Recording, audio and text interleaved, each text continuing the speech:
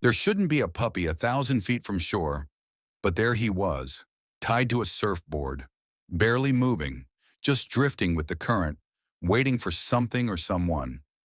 I froze. At first I thought it was debris, a broken white board bobbing in the swell. But then a gust rolled it slightly and I caught sight of a shape. Small, curled, unmoving.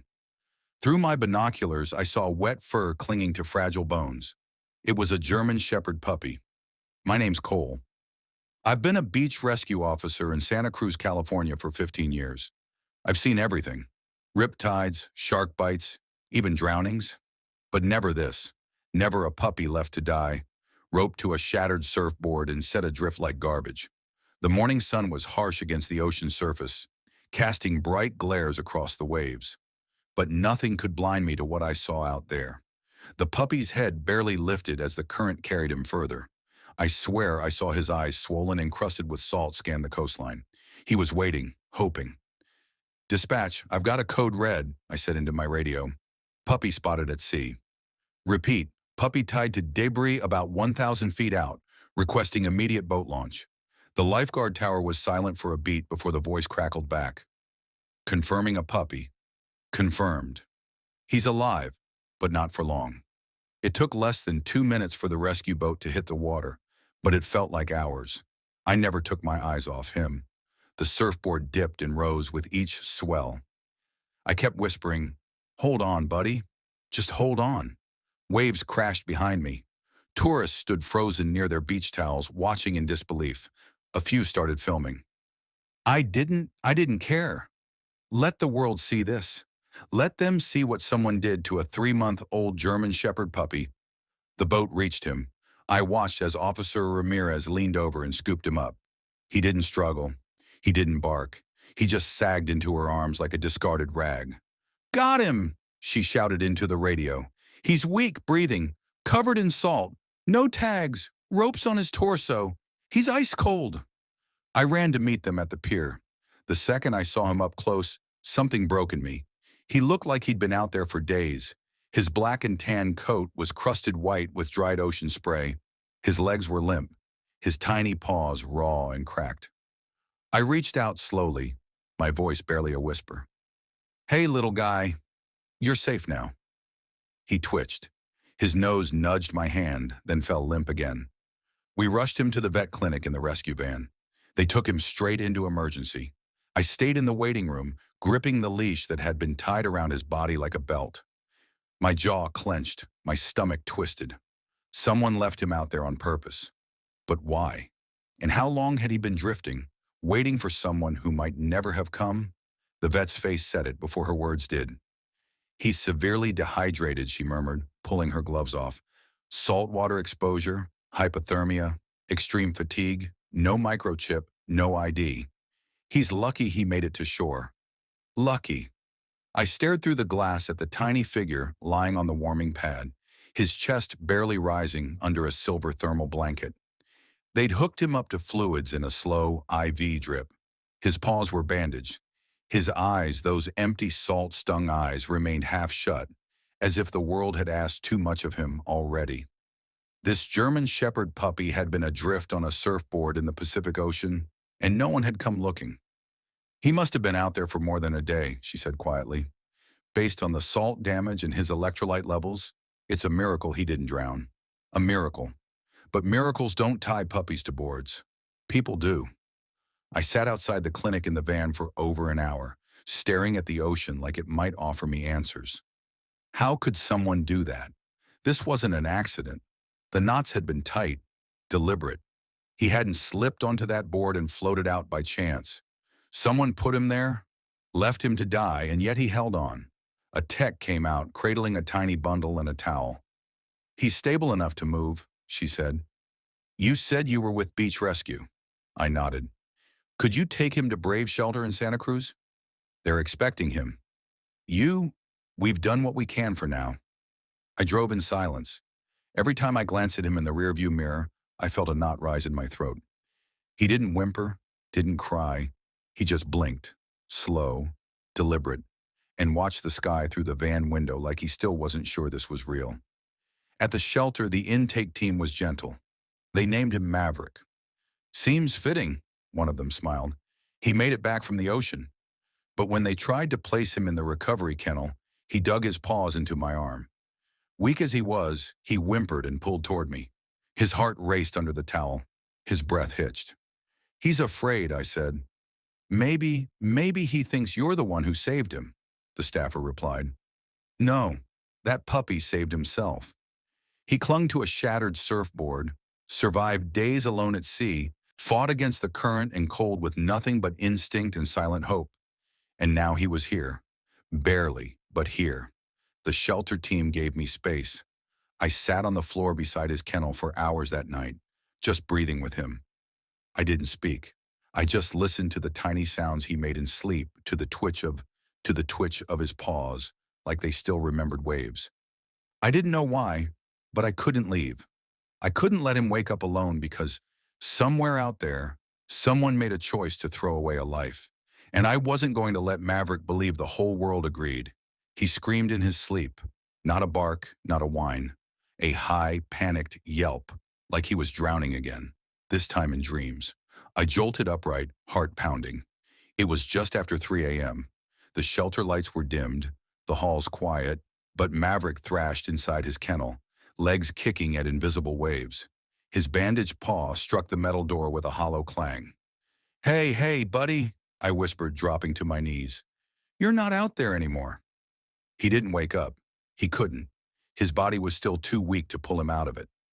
I opened the kennel, slid my arms under him, and lifted him onto my lap. He weighed next to nothing, every bone pressed against my chest. His breathing hitched, and slowly, he calmed. And then, as I held him there on the shelter floor, something happened I'll never forget. He licked my hand, just once, a single trembling touch of his tongue against my skin, like a question, like he was asking, "Can I trust you?" I didn't speak. I just nodded and kept holding him. The shelter staff found us like that in the morning. I was stiff, half asleep, still cradling him. I think he's picked his person. One of the techs smiled gently. I didn't answer. I couldn't. There was a lump in my throat I didn't know how to swallow. They gave me clearance to stay close during his early recovery. Not adoption yet, but they made space. I moved him to a quieter room, sat with him through feedings, held the bowl while he licked weakly at the wet food, brushed out the salt and sand from his coarse black and tan coat. He didn't bark, not once, but he watched everything. Watched the door, the window, the sky. Every time I stepped away, his breathing sped up. He'd press his head against the kennel bars, eyes wide, body trembling. I started talking to him more. Tide's low today, buddy. Cloud cover's moving in. Might rain. You're safe now. He didn't understand the words, but maybe he understood the tone, the promise. Because one day, 4 days after they pulled him off that surfboard, he stood just for a second on trembling legs. He wobbled, collapsed, but then tried again and again. By the 5th time, he took 2 steps, just 2, toward me. My chest cracked open. Good boy, I breathed, kneeling. That's it, Maverick. Come on. He took 1 more step and collapsed into my arms, buried his face into my shirt, and finally let out a tiny broken sigh. Like something in him had loosened, like maybe for the first time he believed he was going to live. He was still paddling in his sleep. Even on solid ground wrapped in a soft blanket, Maverick's legs twitched in slow, panicked strokes like he was trying to swim his way back to life. Every few hours, his body would jolt like a wave had just pulled him under. I knew that kind of fear, the kind that crawls into your bones and never fully leaves. When I was 9, both my parents drowned off the coast of Big Sioux. Riptide, no warning, I was the only one pulled out alive. I never went back in the water until I turned 18, until I decided to fight the thing that took everything from me and joined beach rescue. But Maverick, he never chose this fight. Someone else tied those knots. Someone else made him drift alone for what must have felt like forever. And still he fought. I'd seen puppies give up for less, but not him. Not this 3-month-old German Shepherd puppy, half-seen starved and salt-burned, who still pressed his fragile weight into me like I was something worth holding on to. That afternoon, the rain hit Santa Cruz like a curtain. Thick, steady. The shelter was quiet, most volunteers gone. I sat on the floor beside Maverick, legs crossed, his blanket spread out between us. You know, I said softly, some people think surviving is just luck. But you're the one who held on. He blinked up at me. His eyes, those deep storm-soaked eyes, didn't flinch.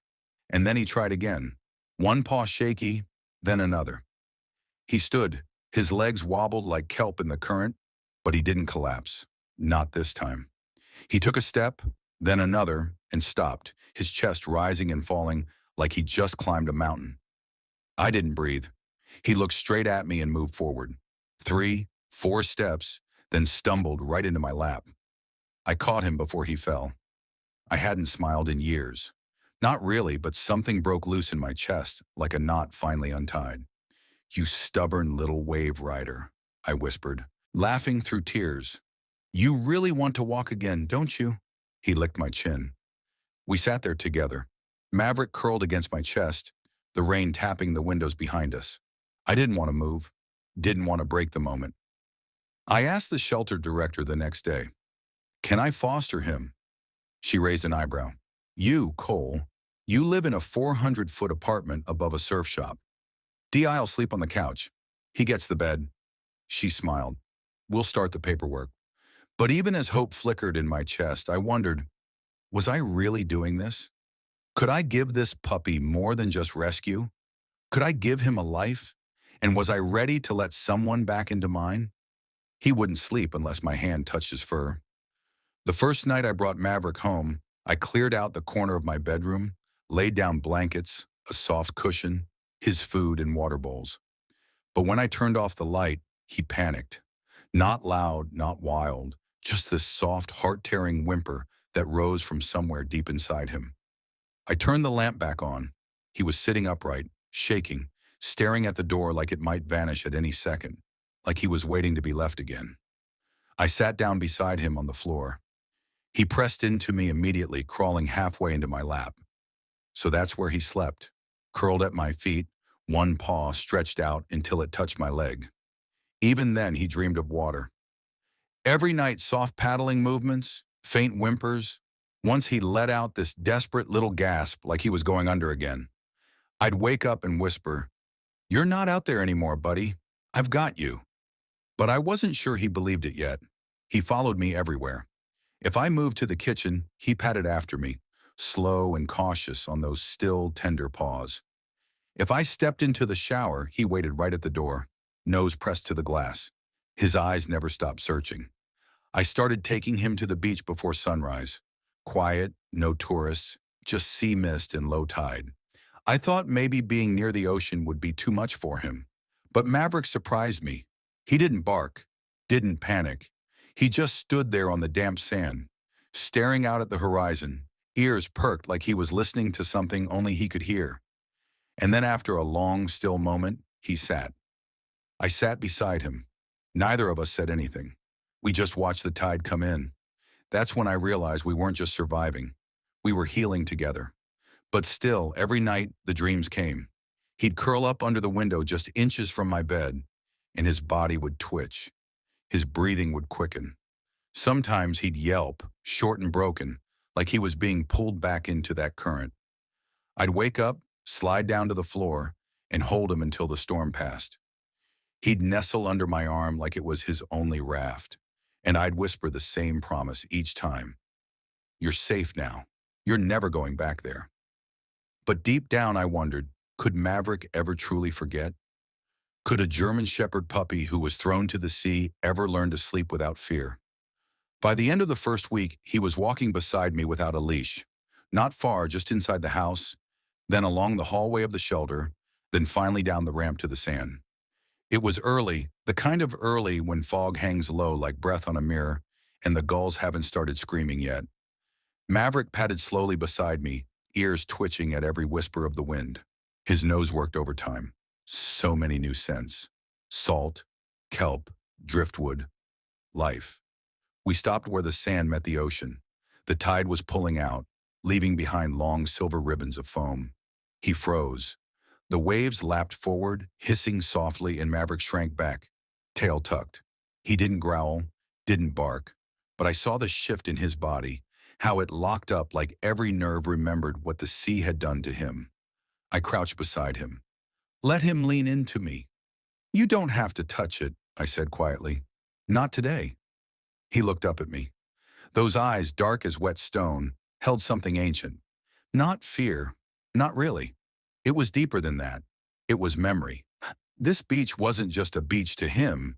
It was the thing that almost took his life. He stepped forward, just one shaky paw print in the damp sand, then another.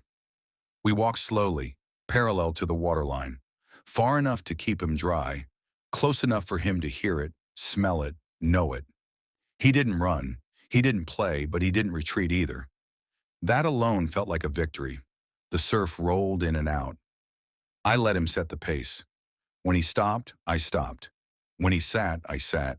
When he turned to look at the waves again, I followed his gaze, not saying a word. He sniffed the wind, tilted his head, then lay down beside me and rested his chin on his paws. And for a long time, we just sat. He never took his eyes off the ocean. I knew what he was asking. Can I trust it again? Maybe not yet, but he was there, awake, present, not in a dream, not drifting. That night he didn't whimper. He slept soundly, stretched out at the foot of my bed, paws twitching with the soft rhythm of a dream I couldn't see. But when I leaned over and whispered, "You okay, Maverick?" His tail gave one small thump against the blanket. Maybe he wasn't running from the sea anymore. Maybe he was starting to face it. The next morning he walked straight to the water. No hesitation, no glance back. The leash hung loosely in my hand, but I didn't need it. Maverick was focused, ears forward, head low, nose twitching as he moved closer to the waves. The surf was mild, just a lazy pulse against the shore. But every time it hissed forward, he stopped and studied it like it was alive. I stayed still, didn't call to him, didn't coax. This had to be his moment. He stepped closer, one paw in the wet sand, then another. The ocean kissed his toes. He flinched but didn't move away. His eyes locked on the water, chest rising and falling like the tide. The memory was still there. I could see it. But this time, something else pushed through. Bravery, curiosity, and then he took another step. The water lapped over his paws, swirling through the fur. He didn't run, just stood there, letting it soak him. My throat tightened. 3 weeks ago, this German Shepherd puppy was found tied to a surfboard, drifting alone in open sea. Now he was walking toward it, facing it, choosing it. "Maverick," I whispered, more to myself than to him. He turned just slightly and looked back at me, not scared, not seeking approval, just checking as if to say, "I'm still here. I made it. I'm not going back, but I'm not afraid anymore." I couldn't help it. I dropped to one knee, arms open. He trotted toward me, still a little clumsy, but stronger with every step, and buried his head against my chest.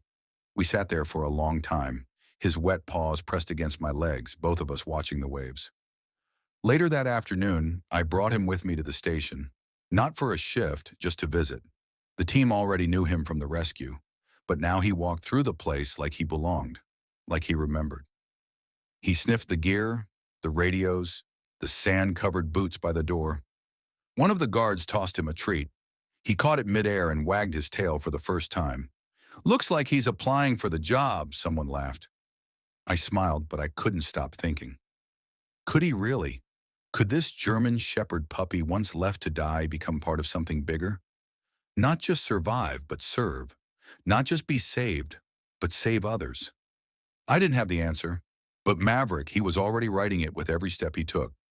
It happened so fast, I barely understood what I was seeing. We were finishing our walk along the south end of the beach, the quiet side where the cliffs lean in close and the rocks break the tide. I had Maverick beside me, no leash, just trust. He was sniffing seaweed tangled in a bit of driftwood when I heard it. A sharp cry, high-pitched, panicked. I turned and saw a little girl, maybe 5 or 6, standing ankle-deep in the water near the edge of a tide pool. She was reaching down towards something, yelling, but her foot slipped on the slick rock, and she stumbled, falling straight toward the edge. The pool, The pool wasn't deep, but the drop was jagged and the swell had just started to rise. One hard fall on those rocks could do real damage. I opened my mouth to shout, but Maverick was already moving. No command, no hesitation. He bolted forward like a fired arrow, paws flying over sand and stone. He cut across the beach in a perfect line, and his body low, focused faster than I'd ever seen him move. Easy, Maverick, I called instinctively, but I didn't need to. He reached the girl just as she lost her balance. She slipped sideways and he slid in under her, bracing with his chest as she tumbled into him. She collapsed right on top of him, and instead of panicking, he just stood there, steadied her, then let her grab onto his neck. She clung to him, wet, crying, shaking. I was already running. I splashed through the shallows, scooped her into my arms. She was scraped, but okay, more scared than hurt. Maverick stepped back, dripping, ears low but eyes bright. The girl's father came rushing from the trail behind us. He fell to his knees, hugging her, thanking me. But I pointed at Maverick. "Don't thank me," I said. "He got there first." Later, back at the station, I sat in silence, watching Maverick nap on a blanket beside my locker. He'd never had training, no commands, no certification. He wasn't supposed to know what to do, but he knew. Something inside him still recognized danger and still chose to act. The others were buzzing. Word traveled fast. One of the lieutenants walked past and muttered, "You sure he's not already part of the team?" I smiled, rubbing the back of Maverick's ears. He stirred, then nudged my hand with his nose. "Not yet," I said, "but maybe it's time we made it official." Because what he'd done today wasn't instinct. It was something more. This wasn't just a German shepherd puppy that had survived. This was a pup who, when the moment came, remembered who he was meant to be. He wore the vest like it meant something. Bright orange, snug against his chest with the black patch that read, "Trainee." It was a bit too big for him still, but Maverick walked through the station like it was made for him, like he'd been waiting for this his whole life. Everyone noticed the change. He was still a puppy, just 4 months old, but there was a steadiness in him now, a quiet confidence. The way he sat near the shoreline, watching the waves roll in and out, scanning like a sentinel. The way he followed every movement, every whistle, every hand signal I gave him. Even if he didn't always get it right, he wanted to understand. He wanted to help. And the team, they welcomed him like one of their own. We started slow, short walks around the gear bay, scent drills using old uniforms, gentle exposure to sirens and radios. He flinched at first, but only once. After that, he seemed to realize this wasn't danger. This was rhythm, structure, purpose. He thrived on it. "He's not like most puppies," one of the guys said, kneeling to tie his boots as Maverick watched him intently. "It's like he knows what this is," I nodded. "Maybe he does." Every day he grew stronger. His coat thickened, shining in the sun. The cracked pads of his paws healed. His stride became fluid, his eyes sharper. But the thing that struck me most wasn't physical. It was how he stayed close, always just a few feet from me, watching, waiting, listening. One afternoon, we ran a beach drill, mock rescue with dummies. Maverick was supposed to stay back and observe. But when the victim was dragged from the water and a rescuer stumbled slightly on the wet sand, Maverick bolted in. He didn't bark. He didn't panic. He ran straight to the side of the downed responder and circled, sniffed, checked, then stood firmly between him and the water. Body low, tail still, a shield. The whole beach went silent. "Okay," the captain muttered, half laughing, half in awe. "He's not watching anymore. He's joining." That night, after everyone had gone home, I sat on the sand with Maverick beside me. The sky was strewn with gold and fading blue. Waves whispered to the shore. He rested his head on my knee. "You did good today," I said quietly. "You keep this up, you'll be part of the team for real." His tail brushed the sand twice. I thought about how far he'd come from that drifting white surfboard to here beside me on steady ground. He still had the dreams. Some nights I'd wake to hear his paws twitch, a soft cry in his throat. But they were rarer now, softer, fading.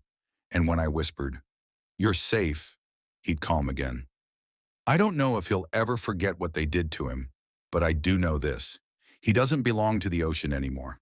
He belongs here with us, and he's ready for what comes next. The scream came just after noon.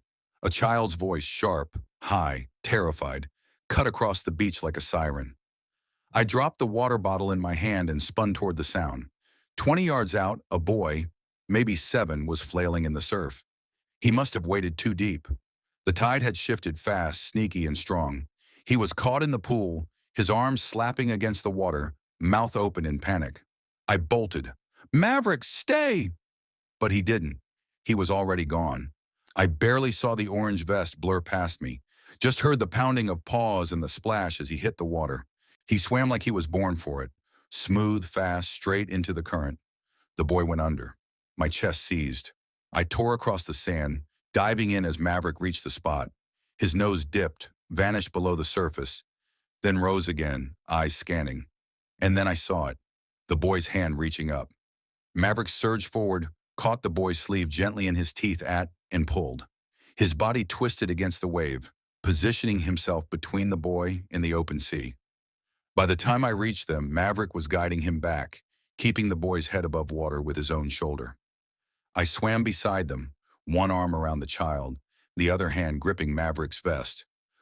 We hit shore as a crowd rushed toward us. Parents, lifeguards, stunned onlookers.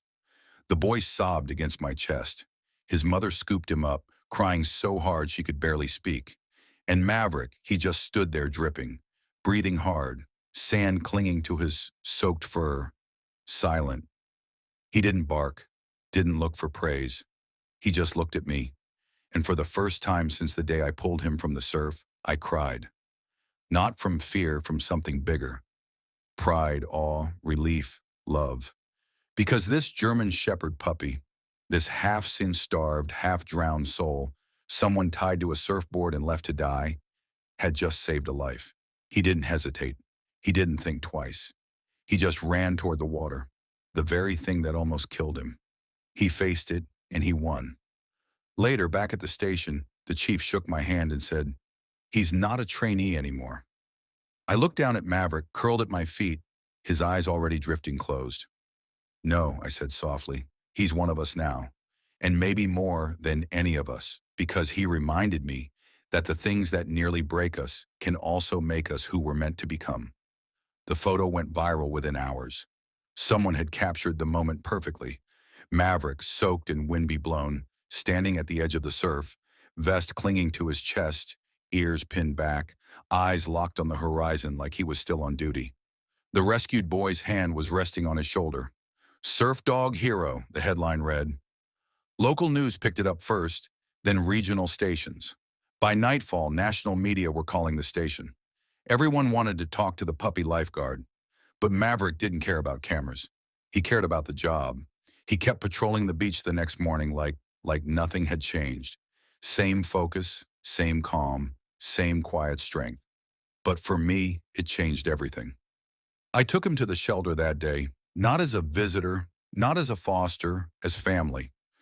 "I want to make it official," I said, looking the director in the eye. "He's not just a dog, he's my partner." She smiled, tears brimming. "We already knew." The paperwork was quick. I signed the last form with Maverick curled up at my feet, tail sweeping slowly side to side, as if he already knew what was happening, as if he'd been waiting for this day his whole life. Back home, I moved his bed from the corner of my room to the center, right next to mine. But that night, he didn't use it. He jumped up and curled into the crook of my legs, head resting on my thigh. I let him stay. He'd earned it. The department held a small ceremony on the sand.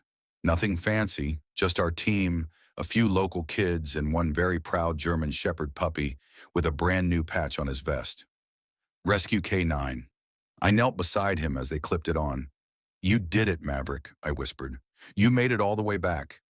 He turned his head and licked my cheek once. A simple thank you.